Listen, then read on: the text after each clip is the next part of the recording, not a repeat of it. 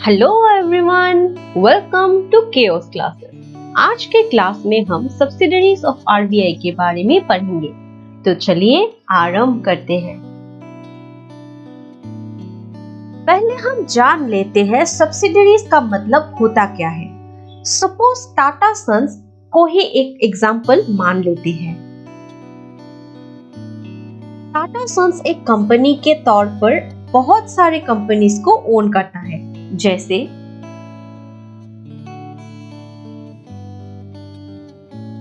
Tata motor जो गाड़ी बनाता है, टाटा कंसल्टेंसी सर्विस जो आईटी सेक्टर में एक बहुत जाना माना कंपनी है, टाटा टी जो हमें रोज चाय पिलाती है। इसमें टाटा सन्स पेरेंट कंपनी है और ये बाकी सारे इसके सब्सिडरी कंपनी है। ठीक वैसे ही आरबीआई जो कि हमारे सेंट्रल बैंक है, उसके 5 फुल्ली ओन सब्सिडरीज है।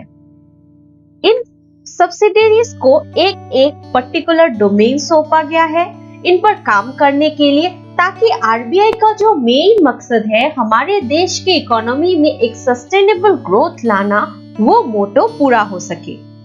यहाँ फुल्ली ओन सब्सिडरी का मतलब इन 5 कंपनीज का 100% स्टेक आरबीआई के पास है।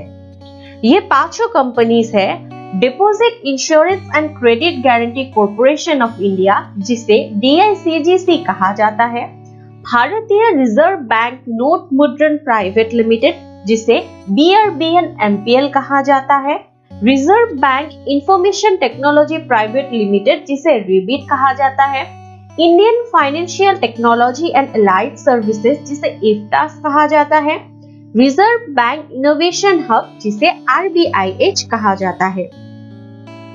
आइए हम एक एक करके इनके बारे में डिटेल्स में देख लेते हैं। पहला सब्सिडियरी है deposit insurance and credit guarantee corporation of India. DICGC का एस्टैब्लिशमेंट 15 जुलाई 1978 में किया गया था।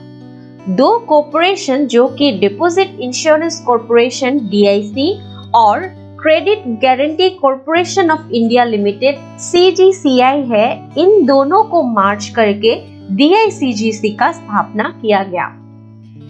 डीआईसीजीसी का हेडक्वार्टर मुंबई में है। डीआईसीजीसी का स्थापना इसीलिए किया गया था ताकि डिपॉजिटर्स के पैसों को इंश्योर किया जा सके और क्रेडिट फैसिलिटीज को गारंटी किया जा सके।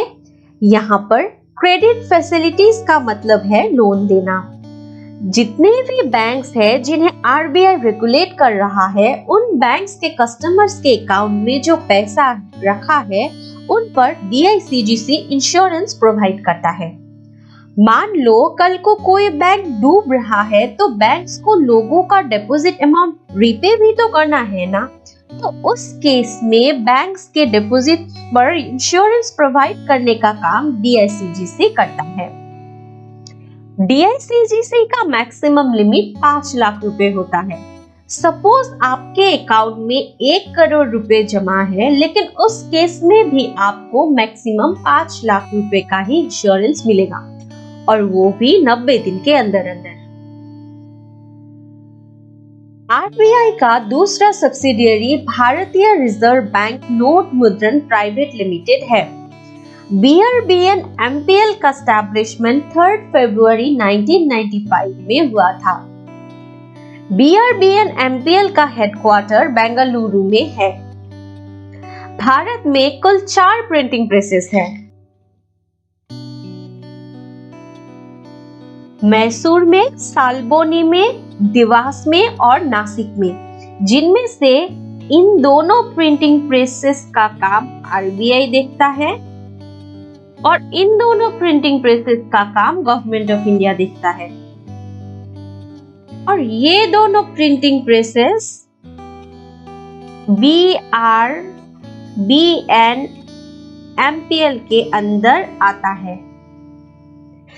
बीआरबीएन एमपीएल का इसीलिए स्थापना किया गया था ताकि जो करेंसी प्रोडक्शन है उसको आरबीआई अच्छे से कोऑर्डिनेट कर सके और बैंक नोट्स की सप्लाई और डिमांड के बीच जो गैप है उस गैप को मैनेज कर सके। आरबीआई का तीसरा सब्सिडियरी का नाम reserve bank information technology private limited है। रेबिट का स्थापना 2016 में किया गया था। रेबिट का हेडक्वार्टर नवी मुंबई में है। आजकल पूरे देश में बहुत ही तेजी से डिजिटल पेमेंट ग्रो कर रहा है, इसीलिए आरबीआई ने अपनी आईटी और साइबर सिक्योरिटी के नीड्स को फुलफिल करने के लिए रेबिट का स्थापना किया है। रेबिट आरबीआई के आईटी प्रोजेक्ट्स को मैनेज करता है।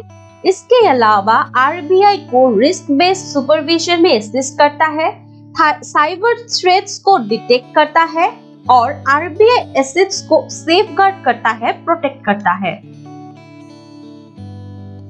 आरबीआई का अगला Holi own subsidiary Indian financial technology and allied services है। इफ्तास का एस्टैब्लिशमेंट 2015 में हुआ था। इफ्तास का हेडक्वार्टर मुंबई में है।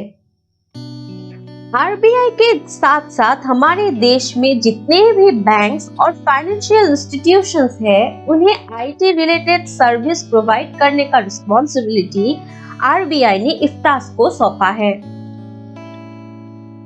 आरबीआई का पांचवा और आखिरी सब्सिडियरी का नाम रिजर्व बैंक इनोवेशन हब है। आरबीआईएच को 24 मार्च 2022 में एस्टैब्लिश किया गया था। इसका मेन मोटो है एक इकोसिस्टम क्रिएट करना जो हमारे देश के लो इनकम पॉपुलेशन के लिए फाइनेंशियल सर्विस और प्रोडक्ट्स को प्रमोट कर सके और फाइनेंशियल सेक्टर में नए नए इनोवेशन ला सके जो फाइनली फाइनेंशियल इंक्लूजन को बढ़ावा दे। पहले नेशनल हाउसिंग बैंक एनएचबी भी आरबीआई का एक फुल्ली ओन सब्सिडियरी हुआ करता था, लेकिन 2019 के मार्च महीने में आरबीआई ने एनएचबी का 100% स्टेक गवर्नमेंट ऑफ इंडिया को बेच दिया। इंटरव्यू पर्सपेक्टिव से ये एक इम्पोर्टेंट क्वेश्चन है कि आरबीआई ने एनएचबी के अंदर अपना स्टेक क्यों बेचा, और इसका आंसर है कॉन्फ्लिक्ट ऑफ इंटरेस्ट से बचने के लिए। Conflict of interest in the sense, suppose आप एक क्रिकेट मैच खेल रहे हो, बॉलिंग भी आपके टीम में से कोई कर रहा है और अंपायरिंग भी आपके टीम में से ही कोई कर रहा है, तब अंपायर के डिसीजन में कोई ना कोई बायसनेस तो आएगा ही। ठीक वैसे ही एनएचबी एक बैंक है और आरबीआई उसका रेगुलेटरी बैंक है। एनएचबी के सुपरविजन और रेगुलेशन में किसी भी प्रकार का बायसनेस ना आए, इसीलिए आरबीआई ने एनएचबी का 100% स्टेक गवर्नमेंट ऑफ इंडिया को बेच दिया। आज के लिए इतना ही। हमारे अगले क्लास में हम पढ़ेंगे different financial institutions of India के बारे में। तब तक पढ़ते रहिए और बॉक्स लगाते रहिए। धन्यवाद।